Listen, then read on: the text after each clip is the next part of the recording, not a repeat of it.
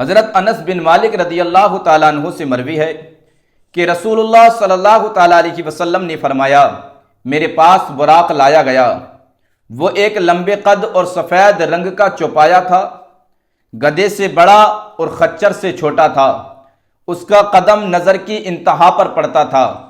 میں اس پر سوار ہو کر بیت المقدس پہنچا، اور جس جگہ انبیاء اکرام اپنی سواریوں کو باندھتے تھے وہاں میں نے اس کو باندھ دیا۔ پھر میں مسجد اقصی میں داخل ہوا اور اس میں 2 رکعت پڑھ کر باہر آ گیا۔ حضرت جبریل علیہ السلام میرے پاس ایک برتن میں شراب اور دوسرے برتن میں دودھ لے آئے۔ میں نے دودھ قبول کر لیا۔ حضرت جبریل علیہ السلام نے کہا، آپ نے فطرت کو اختیار کر لیا۔ پھر مجھے آسمان پر لے جایا گیا اور حضرت جبریل علیہ السلام نے آسمان کا دروازہ کھٹکھٹایا۔ پوچھا گیا، تم کون ہو؟ کہا، جبریل۔ پوچھا گیا، تمہارے ساتھ کون ہے؟ کہا، محمد صلی اللہ تعالیٰ علیہ وسلم۔ پوچھا گیا، کیا انہیں بلایا گیا ہے؟ کہا، ہاں انہیں بلایا گیا ہے۔ آسمان کا دروازہ کھول دیا گیا اور میری حضرت آدم علیہ السلام سے ملاقات ہوئی۔ انہوں نے مجھے مرحبا کہا اور دعا دی۔ پھر ہمیں دوسرے آسمان پر لے جایا گیا اور حضرت جبریل علیہ السلام نے آسمان کا دروازہ کھٹکھٹایا۔ پوچھا گیا، تم کون ہو؟ کہا، جبریل۔ پوچھا گیا، تمہارے ساتھ کون ہے؟ کہا، محمد صلی اللہ تعالیٰ علیہ وسلم۔ پوچھا گیا، کیا انہیں بلایا گیا ہے؟ کہا، ہاں انہیں بلایا گیا ہے۔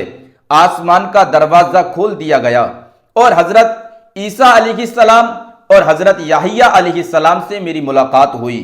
ان دونوں نے مجھے مرحبا کہا اور دعا دی۔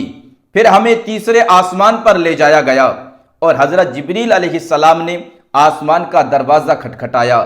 پوچھا گیا، تم کون ہو؟ کہا، جبریل۔ پوچھا گیا، تمہارے ساتھ کون ہے؟ کہا، محمد صلی اللہ تعالیٰ علیہ وسلم۔ پوچھا گیا، کیا انہیں بلایا گیا ہے؟ کہا، ہاں انہیں بلایا گیا ہے۔ ہمارے لیے آسمان کا دروازہ کھول دیا گیا اور میری حضرت یوسف علیہ السلام سے ملاقات ہوئی۔ اللہ تعالیٰ نے ان کو تمام حسن کا آدھا حصہ عطا فرمایا ہے۔ انہوں نے مجھے مرحبا کہا اور دعا دی۔ پھر ہم کو چوتھے آسمان پر لے جایا گیا۔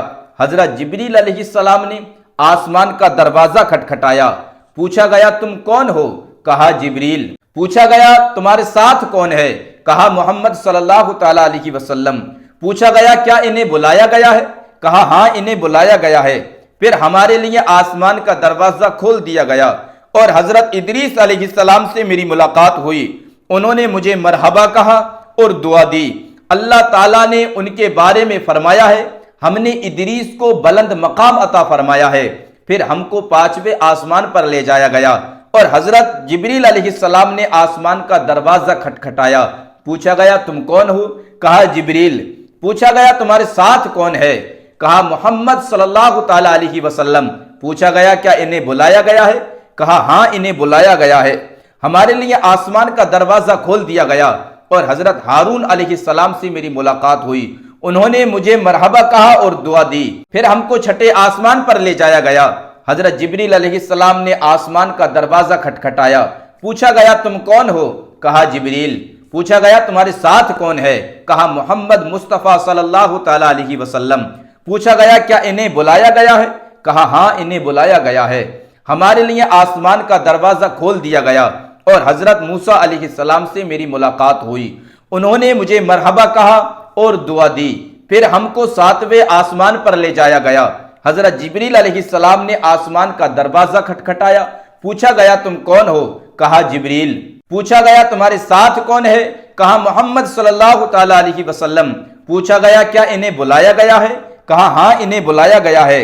ہمارے لیے آسمان کا دروازہ کھول دیا گیا اور حضرت ابراہیم علیہ السلام سے میری ملاقات ہوئی۔ وہ بیت المعمور سے ٹیک لگا کر بیٹھے ہوئے تھے۔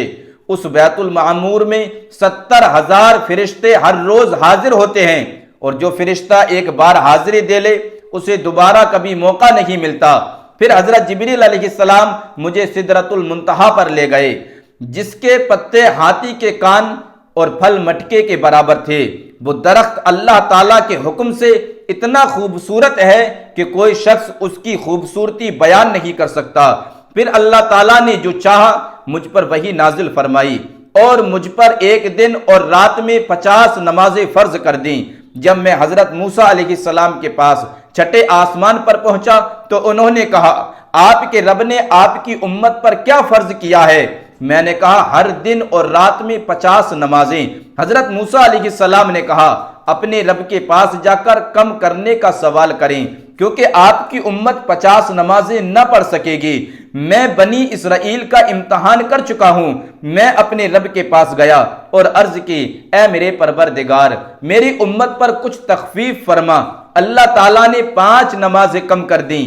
میں موسیٰ علیہ السلام کے پاس پہنچا اور کہا کہ اللہ تعالیٰ نے 5 نمازیں کم کر دی ہیں۔ انہوں نے کہا آپ کی امت اتنی نمازیں نہ پڑھ سکے گی، پھر جا کر کم کرنے کا سوال کریں۔